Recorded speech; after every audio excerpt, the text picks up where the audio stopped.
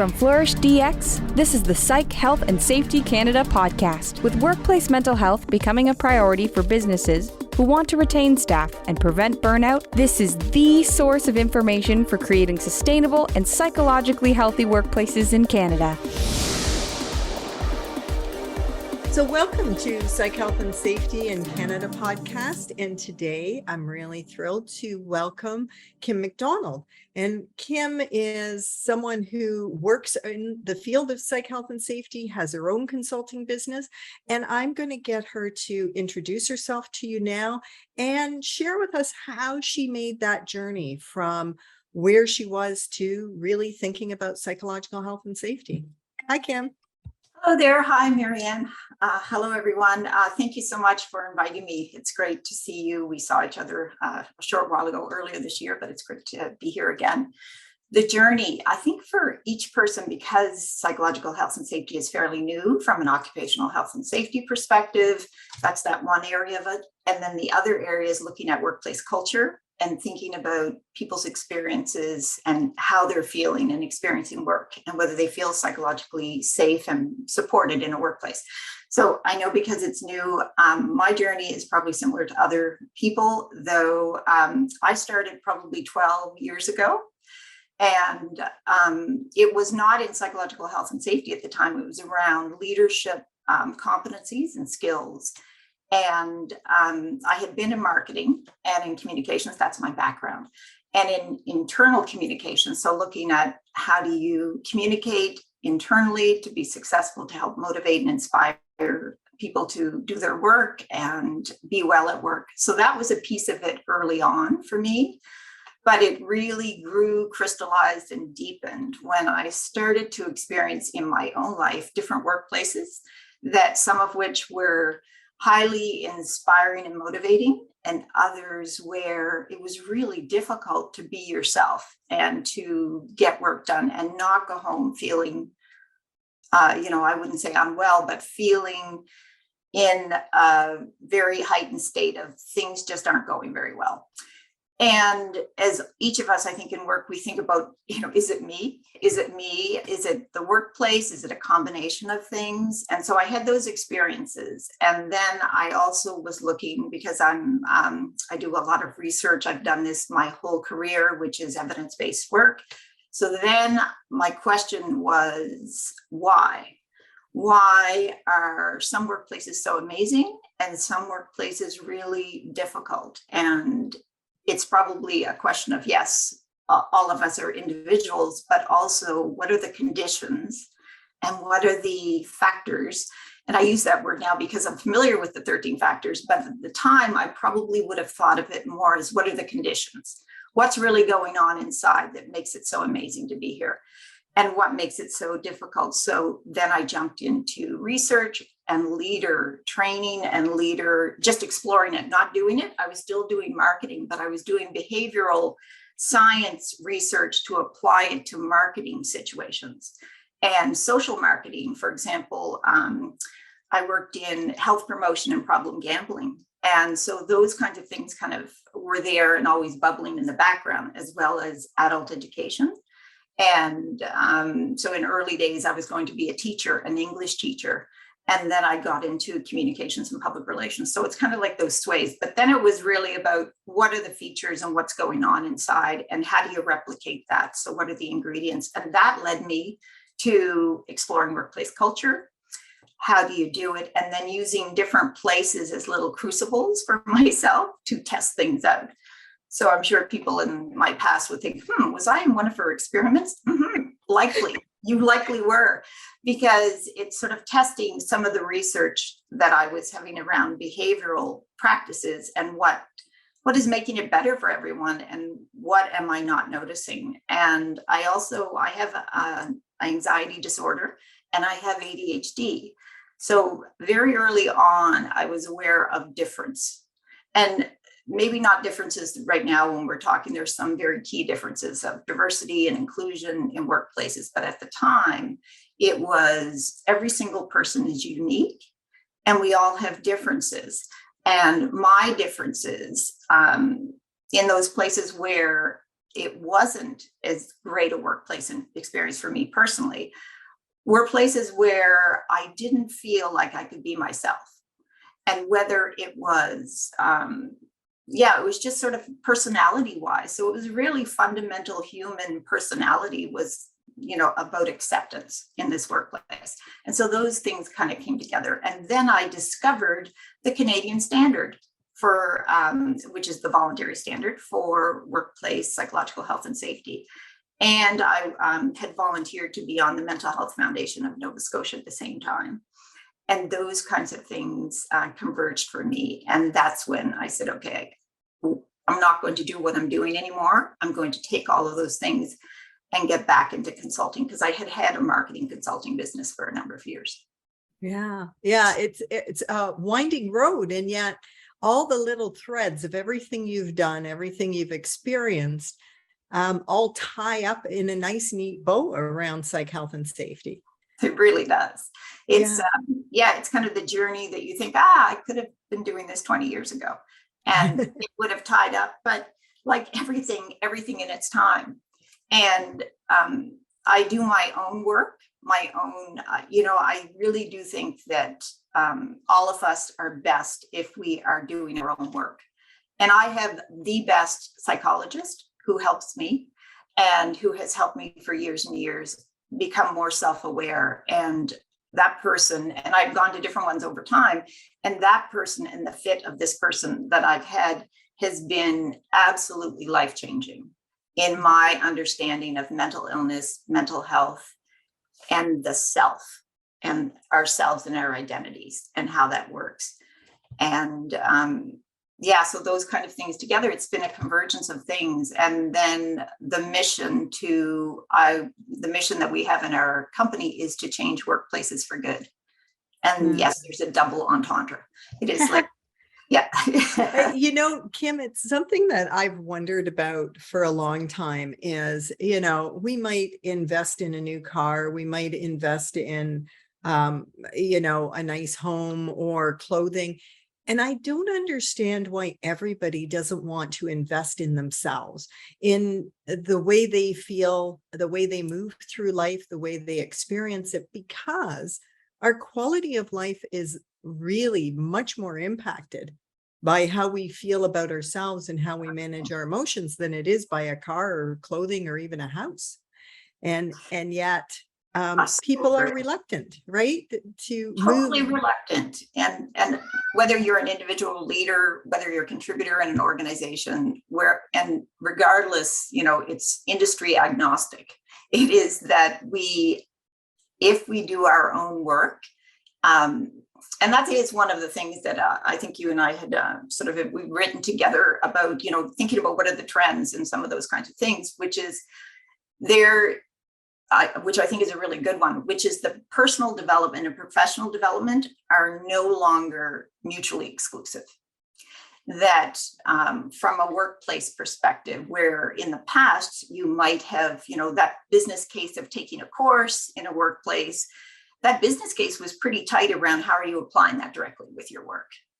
And, that it was always very strong. It had to be very applied. And so some of those things that people had probably put forward in workplaces, they were denied because it wasn't so specific. But the recognition, I think now, because of some of the changes we've seen and the changes that are coming, is that you cannot take those apart, just in the same way you can't take emotion and humanness apart, or workplaces and my whole life apart. So those things that recognition and the pandemic, I think, has helped.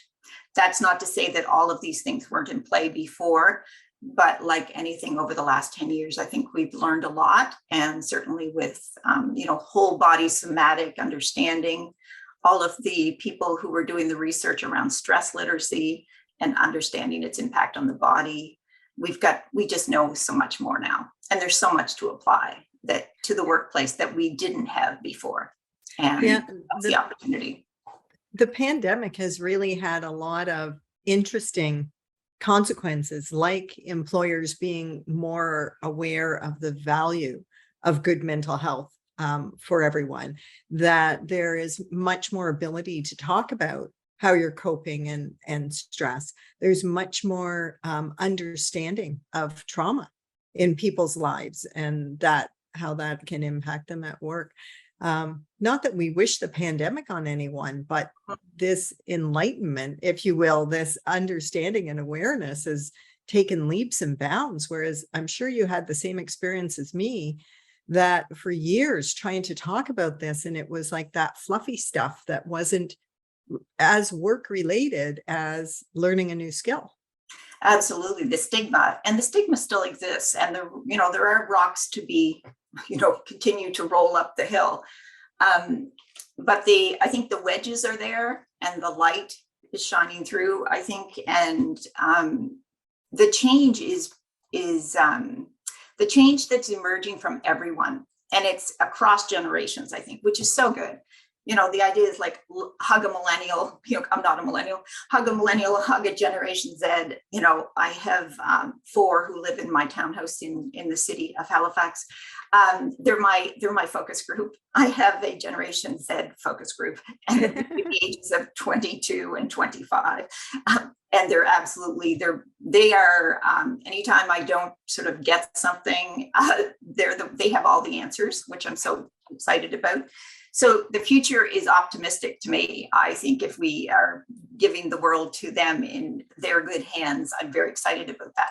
And I believe that the wisdom of living through some of the other things and that combination is hopefully not going to be, left at the wayside and the roadside either, because there is the openness that I think is coming into the workplace is a struggle for many employers, which is involvement right now. Respect is not negotiable. I don't need to do my service for 10 years. I will not do my service for 10 years. My role and whether I'm a fit for that job because of my skill set, absolutely negotiable. But my humanness and respect, and that we are peer to peer, regardless of your role, because role is different than our humanness, that's not negotiable. And that, I think, is a beautiful change in workplace. Well, you and I taught that to our children, that they should have that expectation of being treated with respect. And I hear other people call it entitlement, and I don't agree. I do not agree with entitlement. I agree that we actually raised them. I know my age. I raised those people. So for any time we say that, for a generation before who says that, I wish I had a tiny little beautiful, well-decorated mirror, because we only need to then think, all right, I actually did raise them like that.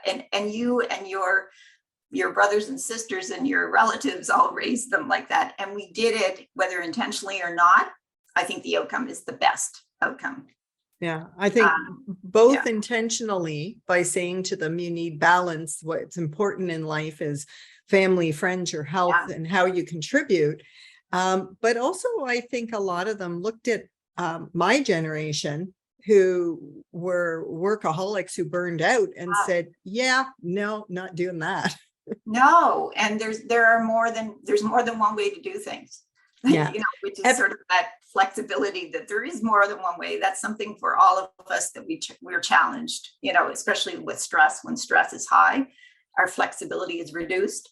And so that idea that there's more than one solution, and some flexibility around that. And I think flexibility is a pretty big requirement in workplaces right now. And we'd seen it through the pandemic, but I don't think, and we're still in it in many ways, but it's something not to be lost either, as we continue to have the conversations of what's the right mix of working from home even versus in an office environment. And, there's a lot of differences in all that, and different lived experiences for people who are home and then in the office. And so I think the flexibility conversation is about more individual flexibility, that we love as humans to make systems that are equal, that are the same for everyone. And that is not actual equity. That is not actually, we don't want to do that. We need fairness and we need flexibility. We don't need, everything has to be the same,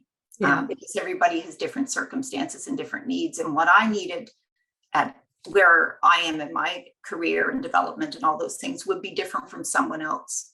And so we have to be more conscious of that. And how can we make that fluid inside organizations? And if you have high trust and psychological safety and all of the good things that come from that, then you have, you can really have much more flexible environment for people, because it's not that you get that and I get that. I will get what I need when I need it. That's the essence of psychological flexibility. Yeah. And I think, Kim, that sometimes where employers might go awry is giving people what they ask for on a regular basis, believing that they're being supportive. And what they really need is to make sure everybody has what they need to do their job rather than everything they ask for. And sometimes what they ask for isn't the best approach, but to find what that underlying need is and to meet it. There's a cartoon and it showed 3 people looking over a tall fence. And when you go to the other side, the boxes that they're standing on to see over the fence are different sizes. And they're saying that's equity. Right? They don't get the same box because they have different needs, but the end result that they all are able to look over the tall fence was the same. So I think it's a beautiful image. And I have yet to meet infographic or an image I didn't love. So you're a visual person, right? I am. I'm totally. Yeah. It's like there is an infographic that can communicate 5 pages. Every time I do that.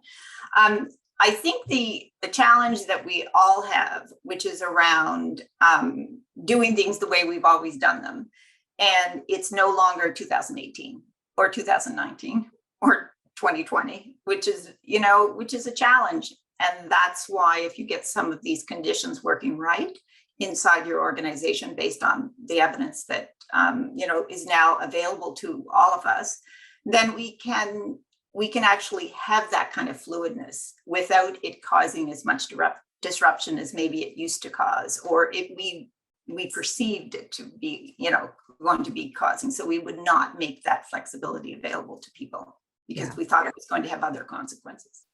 What I like about what you said earlier, though, is that if we want, as employers or leaders, if we want people to be flexible, we have to be trustworthy. We have to provide a psychologically safe workplace because it's our responsibility to do that before we ask for the flexibility. It is, which kind of circles back to that doing the work, doing your own work to understand what you believe, in strategic planning, you're always going back to values and beliefs. But we all have worldviews and we've built those over time. And rarely do we question our own worldview or our beliefs and go back and do that kind of reflection. But today, I think the environment requires that of leaders. It's a whole set of new sort of competencies where managers and leaders are required to do that internal work. And it's not separate from the professional work, because it's the same way that you can't separate emotions from humans. We boxed it up and leave your emotions at the door, but we also saw the outcome of some of that. And some of the consequences, we see them in some of the outcomes in workplaces, that we need to have more integrated thinking. And it sounds like a buzzword, but it's truly a path. It's a pathway, I think, versus a buzzword. Right. I don't have to know every detail of your personal, medical, family history, but I need to know how you are in order for us to be able to work. What's affecting you today? How are you doing today? Like, how are you right now? How are you coping?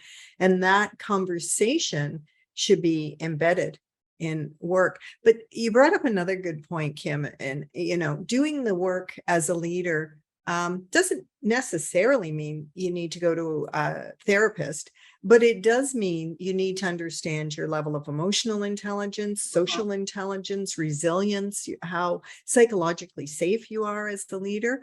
But you do work that I find fascinating, and it's all around the ego. And I said to you earlier that when I learned that I could be in control of my ego did not need to dictate how I responded, reacted, or even how I felt. I was so freed up. And I'm wondering if you can share some ideas for people who haven't done any work on their ego, don't still think it's just who I am and there's nothing I can do about it. I think we have grown into a lot of that this is the way I am.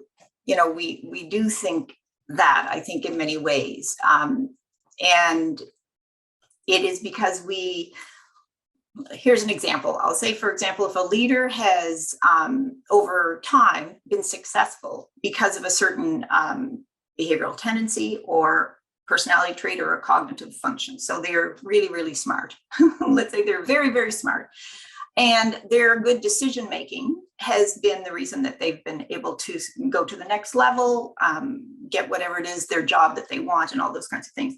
So over time, we have that person has been rewarded for that smartness, and I can define it down to much more specifics, but we're just going to generalize like that. So they're really, really good. They make really good decisions.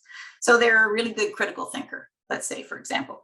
So about business decisions, and they have been rewarded for that. So over time, we associate ourselves with that smartness. And if it gets so close that we associate ourselves, then any time in our life that either directly or indirectly, that is then questioned, that comes into question, we can perceive that as a threat.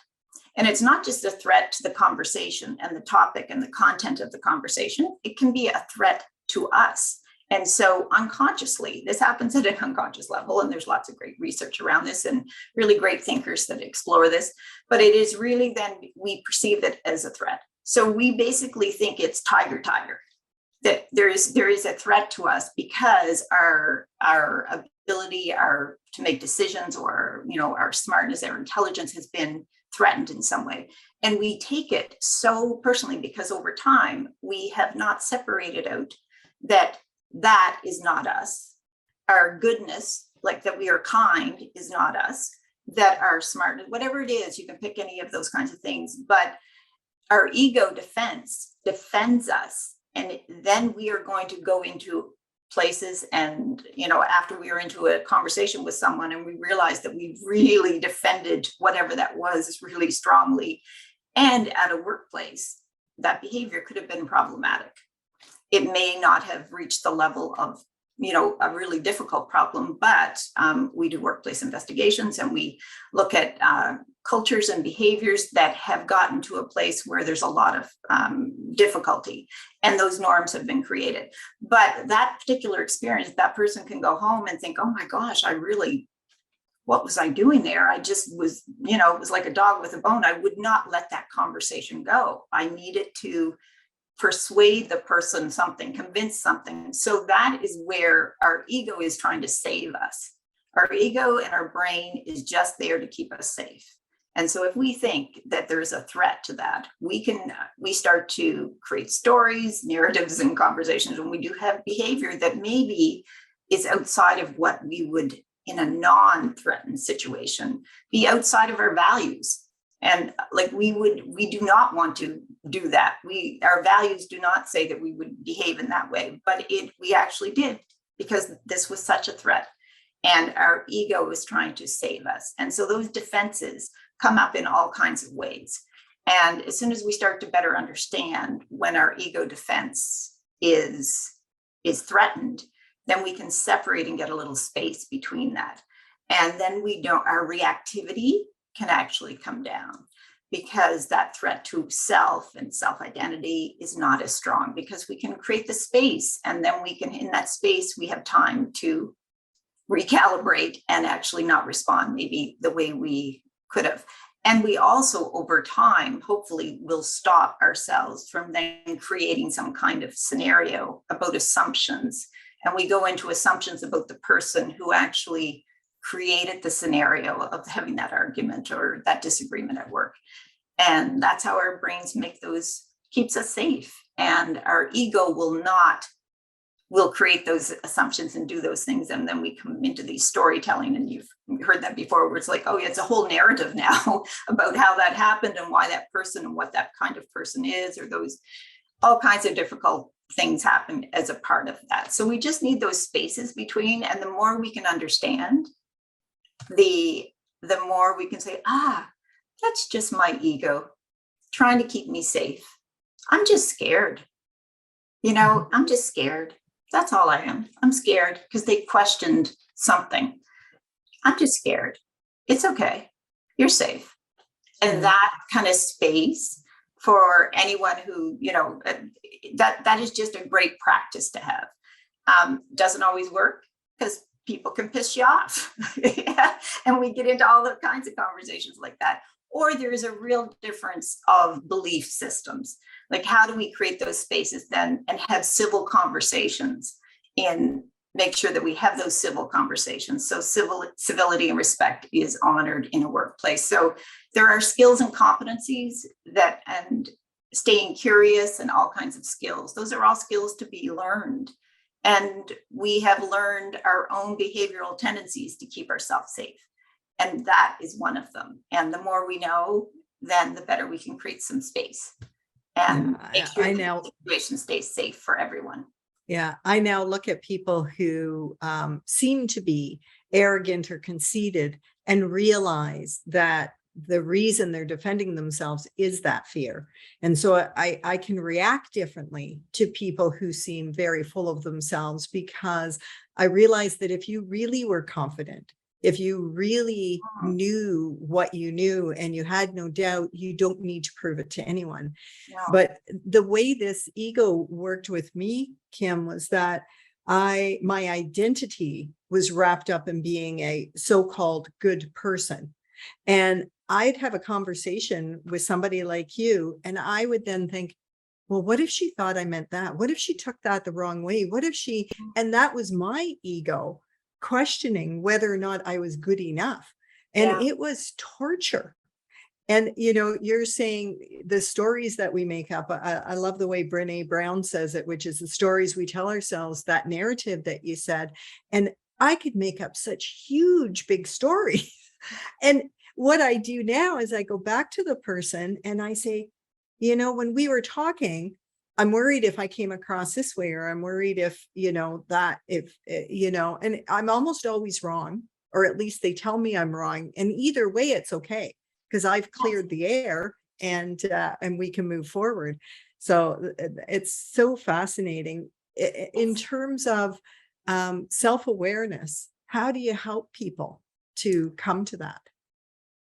For us in our training, it is really to think about any workplace training around, getting to whether it's around the system work or whether it's around developmentally trying to help leaders, managers, and employees be good contributors to psychological health and safety, initiatives or the culture. It's really developmental, and you need to, it's the same in every adult education sort of scenario. You do a needs assessment and you figure out where people are and the readiness for anyone to start start that conversation. You have to really get in and understand the context of the organization and the context of the people that you have in the room when you're starting those processes of conversation. But the best way to do it is to get them to start to explore some of the concepts and work with some of the concepts. And then it's going to evolve over time. It is not I do struggle a bit with the short-term intensive training that we do all love, because it does inspire us and gets us motivated. But we all know that it's a long-term change, because what I know today and what I know tomorrow, my brain is going to be doing a whole bunch of work and sorting and processing, and tomorrow I'll know more. And giving yourself and your team the space to learn and make mistakes and having that agreement of long-term learning is key to making it sustainable and successful, because it's not going to happen overnight. You can build some skills that will actually shore up in the short term, like skills around listening skills and curiosity and like active listening. And we've all heard of that, but there are when in your life, if you think about it, that we have never been taught to listen, what we've been told to listen. I've told my children to listen. I have never thought about necessarily the deep skill of being taught to listen. So that idea of active listening, I think, is even deeper than that. It is about giving yourself the space to be able to say, oh, I never actually was taught to listen. My parents maybe told me to listen, but did they really get into how to really get underneath that? And there are all kinds of things. It's like when you're listening in a meeting, turn to the person, set your phone away. So some of these things are very explicit practices. Turn off the phone, turn down the face of the phone. And it sounds very, fundamental, but it's those habits. Turn your body towards the person, lean in, and then let your mind settle and take the transition. So we do a lot of work with transitions. So if you leave a meeting, you're going down the hall and you're going into the next meeting, you are, because of the way our brains and bodies work, you are taking all that was in that meeting into the next meeting. So if you can have a practice of creating a transition for yourself, maybe it is going to the bathroom before the next meeting. Maybe it's going outside to get some air. Maybe it's just sitting and staring at greenery. But if you can do that, or even it's just the walk down the hallway, to consciously know that I finished that meeting, I'm now going into this meeting, then you're going to bring a different sensibility in there. So those are skills and tips you can do. But transitions, for example, who hasn't gotten in their vehicle if they drive to work or on, transit? And if you intentionally use that as a transition, so you don't bring into your home environment what you just had at work, or in the same way, ready yourself to go into work. So respect and honor transitions and little periods, and it can be 10 seconds. It can be 20 minutes on a ride, but you're transitioning. So the rumination, set aside rumination, and then just do some breathing and recognizing that going in there, they don't know what happened in that meeting. And even at work, they don't need to. You need to go in and give them your full presence now in this space right now, because that's all you have right now with them, whoever they are. Yeah, that's beautiful. Those moments of transition can make a big difference in the energy that you bring and the attention. I'll share with you, Kim, that my intention is always to listen, because I believe that it's respectful. But I often have monkey mind where I'm thinking about a million other things. And so it's like, then sometimes I'm embarrassed and I have to say, could you repeat that? I'm looking at you. I just never heard you. And so I have this trick where I will say in my head what you're saying to me. If I really feel that this is important and I need to pay attention, and it works wonders because I'm just repeating it. That's a beautiful tip, because you are actually internalizing it, and you're also staying with it. You're staying on it. You're not letting it flip. I think that's a beautiful tip. I love that. I'm going to use that. Thank you for that. There you go. It is really staying with it, staying in presence. And we exit our bodies all the time in meetings, which is sometimes why people even pick up their phones when they intentionally meant to not pick up their phone in a meeting. Next thing they know, they're picking up their phone. And then they realize, oh, I just picked up my phone. Yeah. I didn't need to do that. I intentionally set my phone down. But we have habits that we have. And so you have to just come back into your, gotta set that back down. Didn't even realize that I just picked it back up. And, those kind of things, it's really more intention, I think. Yeah. And intention for me with teamwork is sort of the foundation. If we all know what our intention is, Dana, who's a psychologist in Nova Scotia, she talks about shared purpose, that in every team, we should decide what kind of team do we want to be? What's our shared purpose? What's our goal? How do we want to feel? And then what are the behaviors that contribute to that? And what are the behaviors that take away from it? And how do we call each other respectfully, saying, I'm not sure that that's taking us towards our shared purpose, or I think that might be taking us away from it. Let's talk about that. And so it no longer becomes a personal critique or insult, but just the behavior itself. And I think that if we all know that our intentions are good, then the picking up the phone in the middle of a meeting, we understand it was just a distracted moment, and it's not you being rude and disrespecting me. And the narrative of judgment will not start to form, which is where we do when we don't understand and we think, oh yes, that person was, that's what they're like. They're rude. They whatever it is. So those things can form because those are safety. That's fear too. Those kinds of thoughts are all fear and safety and keeping us safe and keeping our ego safe. I had a great conversation with, after finishing a really quite a long extended assignment with a project and a client. And the most wonderful thing, which is always good, when you're doing any work, whatever workplace you're in and whatever work you do, which is the thing that she told me is that we had given her and the team a shared language, an explicit shared language that they did not have before so that they could keep each other safe. And they had built that. We built that with them. And they then could, as they go through the day and the heightened stressors of the day, they would then explicitly express some of these phrases about, oh, I have to go outside. I am so out of so they had a shared language. And she said it was absolutely amazing to hear in the team using that and giving each other grace when, and even stopping themselves when things were getting a little heightened when they were in conversations with each other. So that explicitness about shared language and for the team, as you shared, are things that can be learned and then agreed to and then practiced.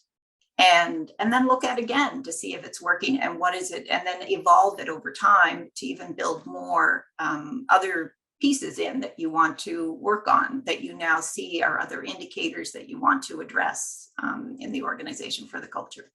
Mm-hmm. Oh, that's another point that I make is we're adults. We can choose what kind of work environment we want. And yet sometimes there's work groups that act like they're children on a playground. And not that we don't want to have fun. That part we definitely want. But the idea that other people can decide how I feel is something that I think, as you call it, doing the work can change. But as a leader that inherits a dysfunctional team where there's a lot of animosity and a lot of conflict, what would be your advice to them? I think a really good assessment on what is really going on, because leaders, we all, if anyone who's a leader knows, and if they recognize this, they only have a partial picture. All of us I use this sort of the idea of a telescope on a ship's bridge, but we all have a specific lens and we all have just only a picture. And it's our picture because that's all we can have. Even when we get all kinds of information, we're going to filter that through a lens and understand it in a certain way. And so really understanding, as a leader, I've seen indicators, I have certain beliefs about what's going on and maybe what the root cause is and what are the factors that are sort of influencing it. And you need to really understand that well if you're about to go through some of those things, especially in places where there is dysfunction or there's been problems and all kinds of different kinds of things. And it could be because of the working conditions. You've just gone through, 2 years of so much work. And in many businesses through the pandemic have been, some have been economically, challenged, and some have had the other side where they've had to really build new products and change their whole systems and operations and manufacturing systems to ensure that they can continue to operate. And those layers can really add stressors. So really getting a good understanding of what's truly going on, and the leader getting to a place where they're very open that they only know a piece of it. They only know a piece. So they really need to look at what are the factors and get a really good view of it, because you don't want to go in and start doing some work when it's not. You want to be as accurate as you can. So it's really about accuracy and talking to all the people and getting really a good sense. In our work, we probably talk to a lot more individuals in that team. We will talk to, in fact, all of them. So there is no hierarchy of choosing you as the CEO and then a line manager and 3 employees. If it's possible to as diverse and as broad a conversation as we can have with people, that's the best investment you can make. Because sometimes the processing actually happens in those conversations because they're highly confidential. This is the first time that anyone has actually gotten a chance to share some of their work experience, potentially. And we've had conversations where we've identified we put 45 minutes to an hour aside for those particular things, because in consulting world, you have to figure out those things. And we've had conversations that have been 4 hours long. Oh, wow. With Yeah. one person. 4 hours long. Now that was the biggest that we've had, but the shortest around 45 minutes, but they tend to really, it's an opportunity to really share and give that person the time that they need to be able to do that, because the process also has to serve the goals. It's not just the end goal, it's the entire process that you put in place is part of serving the goal. And we think about that and holistically honor everybody that's coming into the situation to do that, because that's where every experience someone will have, even through that process, is going to impact how they view it, how they come out the other side of it, their energy level, what they believed about that. So communication strategy, incredibly important. And that really taking a really good look at the needs assessment, then that will set you up well for the recommendations on how to go forward. And every context is different. Context is almost everything. It's always, context is everything. So there are some fundamentals like the standard, the ISO standard, like there's all kinds of things that are going to give you guidance on starting points and ways to shape it and form it. But the context of the organization is so critical. Yeah. I think that's something that a lot of people thought, that the standard would be very prescriptive. Just do this and you'll have a psychologically safe workplace. But this is engaging your workers, is having continual feedback and a two-way conversation, and it's plan, do, check, act. It's continual improvement. And I think there were many organizations that thought this was going to be a one and done. It's not that at all. It's not that at all, because it's basically creating shifting your culture. Like there is, and it's a continuum, from, whether it's a continuous improvement program. And it basically is a change process. It is a change process that needs to be sustained and, and iterative. But you don't have to do it all either. I think that's another one of probably the challenges for workplaces and employers, which is, oh my gosh, that standard, there are 13 factors. And then if you look at the ISO standard, there's like 3 conditions. And within those, there are variations. And it's like, the combinations and permutations sound very overwhelming. And I think you've shared this too, which is, I think that the best sort of entry point, I guess, for anyone starting to think about making some of those changes is to what is the highest and best. And it could be that there's an indicator that you always have been gathering data on, and it's shifted. And so there's something that you can do there. Maybe it's that there's been a workplace problem. Maybe so pick one path and then do some micro work around that. And figure out, okay, is it, do something that's much more, I think, actionable, and do some experimentation with it.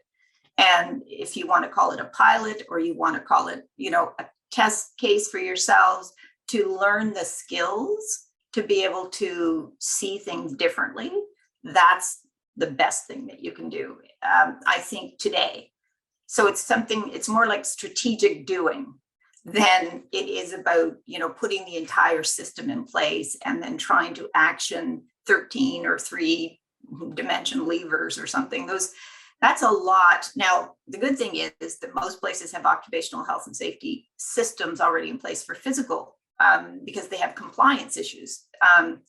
And we do know that compliance, certainly in Australia, as you and I are familiar with, and Canada, and then, the UK have others, and in the US, there are certain things, but we can look at environmental, social, and governance. So ESG in the US, we have legislation that is changing with diversity compliance,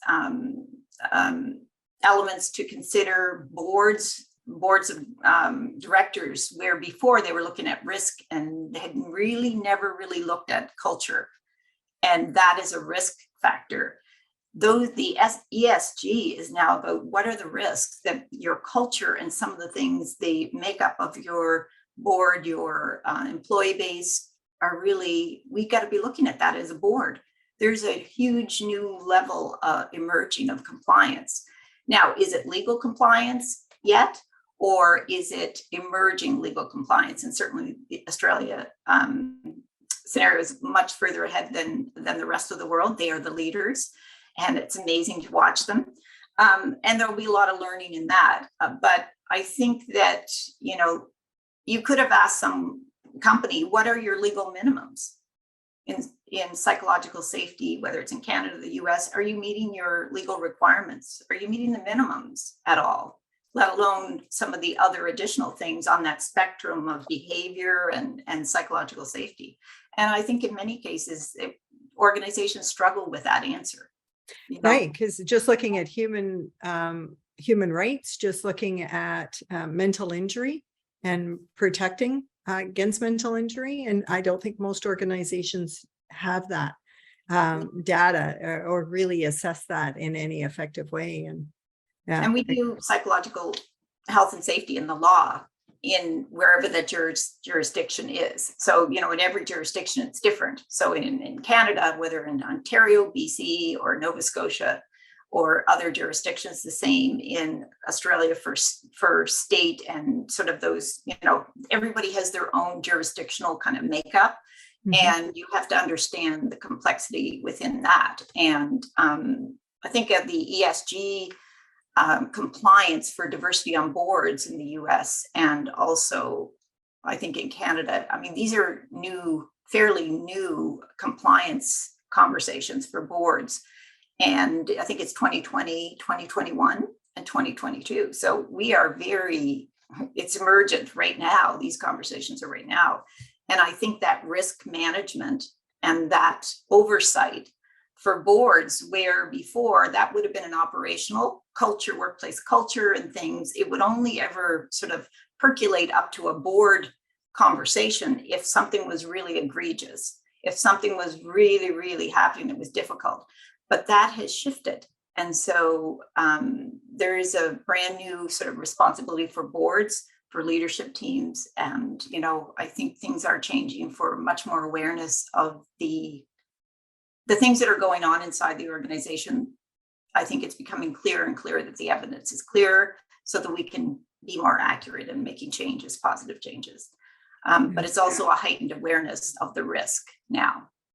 And how do you balance, Kim, the need for employers to have a sustainable business, especially in the current economy and the current labor market, and still be psychologically safe? Yeah. Well, I think for one thing, the labor market will also, it's sort of there've been conversations over the last 2 years, which we always have, who has the power. It's kind of like the buyer and seller market in terms of people working. And there have been some shifts over the last 2 years, no question, sort of the pendulum going back and forth. However, for sustainable long-term organizations, these changes are coming because you can see some of the legislative changes coming that get out and get ahead of it and start doing some of the things in at least a micro way to make those changes so that you have a workplace environment that is attractive to people and people want to stay. So that's the business case. because it's going to be highly competitive for people working, for all the brains and bodies of humans working still, even with AI and everything else. We still need people to work with us, and work and people are a marriage made in heaven. Work answers so many more of our human needs than a paycheck every 2 weeks. It is about growth and achievement and fun and joy and all of those things that come. They're the best of things when people come together in positive connection. So that is all possible and to be economically sound. In fact, I think the research is that psychologically safe and positive workplace cultures, companies that can achieve that have, I think it's, I don't know, you can't, don't take me to the bank on the number, but I think it's like 15% more profitable than those that are not. And so they're making it work. And now we know that because of looking at the data that many workplaces are struggling to figure that out because of capacity issues. You do need to manage those things, but you have to integrate them so that it's actually just business as usual. It becomes business as usual. So you're integrating it in your strategy as easily as looking at your financial statements. Mm-hmm. It just becomes business as usual. That's where the fluency is going to happen. And it's not at the side of a desk. It's not extra work for managers. It is they are now being that, because that's part of doing business in this organization or this company. This is the way it is. And these financial gains and productivity gains are all happening, but it's the way we do business. And it's as simple as that. Are there growing pains and structures and things to put in place? Absolutely. But they did that anyway. So they already have those skills. When they built the business, they did that. They just now have to do some rethinking about that build.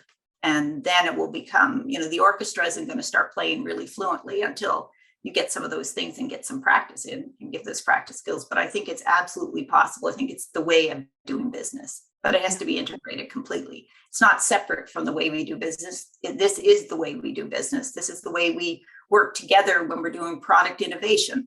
This is the way we work together when we are delivering service to a client. This is the way we work together when whatever piece of work is the natural part of that organization. Yeah, that's great.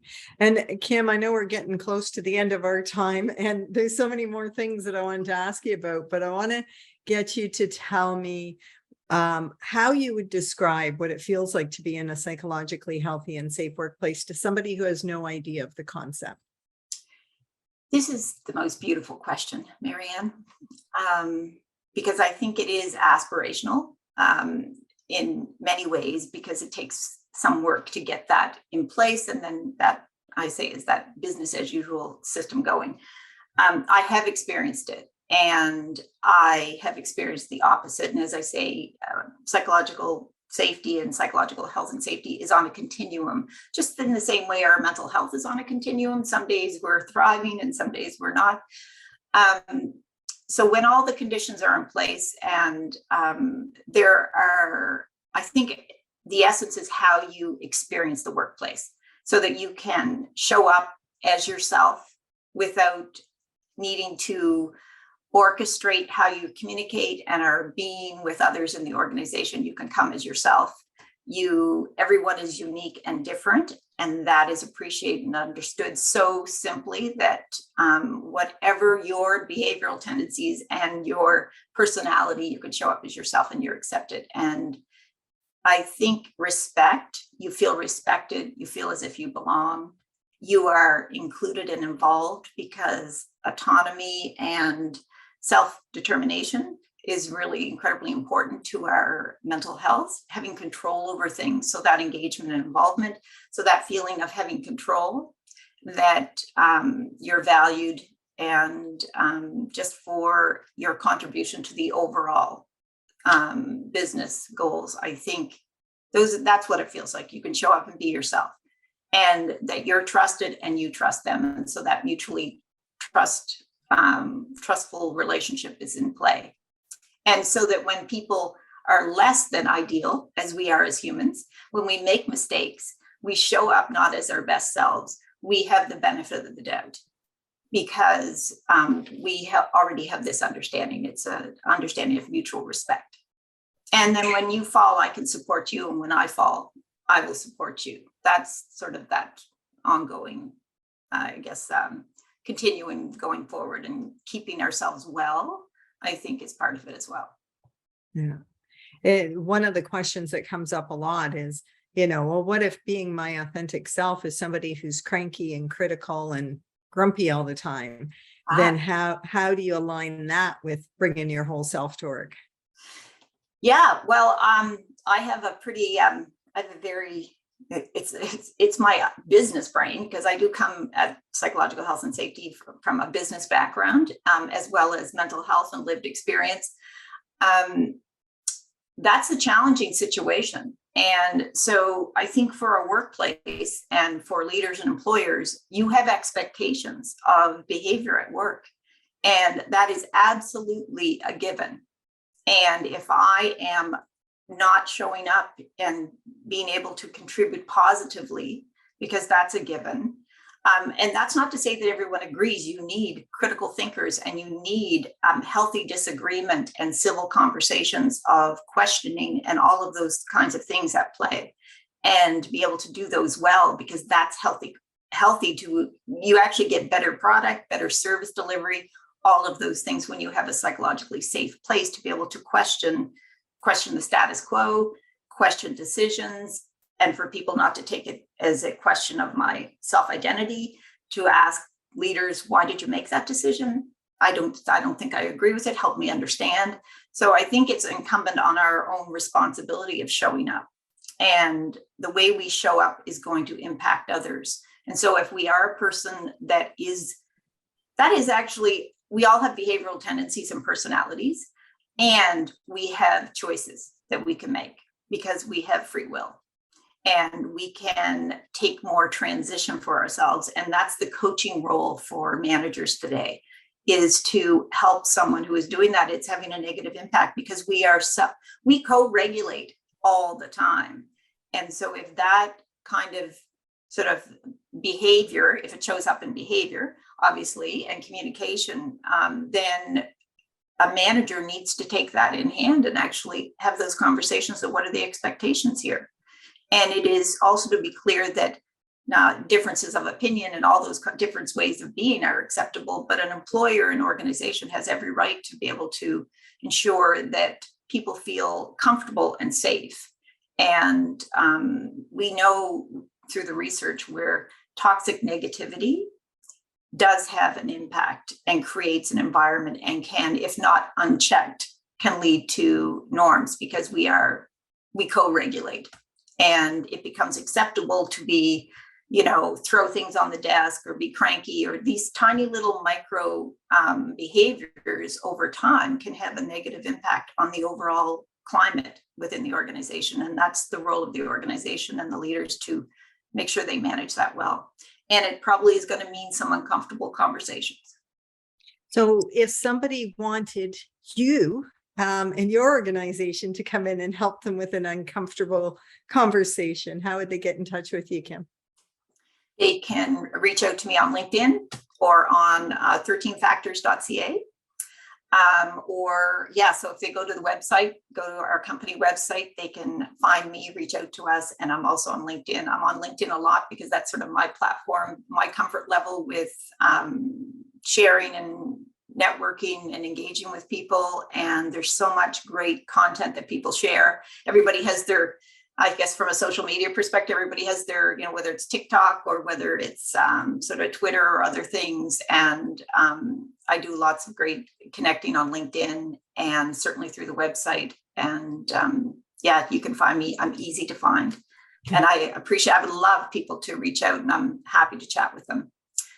As you and I know, this is it's a passion area. It is, I think those folks who are involved in it, just as in other organizations, when you have a place of change that is trying to help and support change, respecting that we're all at different places and different levels of understanding, it is an area of subject matter expertise that takes time to build.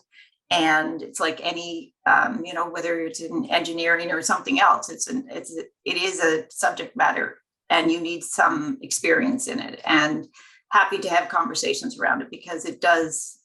It is one of the pathways. It's psychological health and safety is a means to an end. It is to change it is not in and of itself a thing. It is a means to an end to create a workplace where you are managing, reducing the harm, and you are ensuring that you can improve mental health outcomes for those in the lived experiences, a positive lived experience at work. That is, that's its purpose. So it is a means to an end. And there are other things you can do as well, but this can weave very well into other positive initiatives within the organization. But yeah, reach out on LinkedIn or on the website. And love to chat with anyone. That's great. Thanks so much for being part of this today, Kim. And for the listeners, if they subscribe to Psych Health and Safety in Canada to the podcast, then they'll be able to hear more brilliant people like you talk. So thanks so much, Kim. Have a great day. Thank you. See you later. You've been listening to the Psych Health and Safety Canada podcast. To stay up to date with the best content on workplace mental health in North America, subscribe wherever you listen to podcasts and join the Flourish DX community at www.flourishdx.com.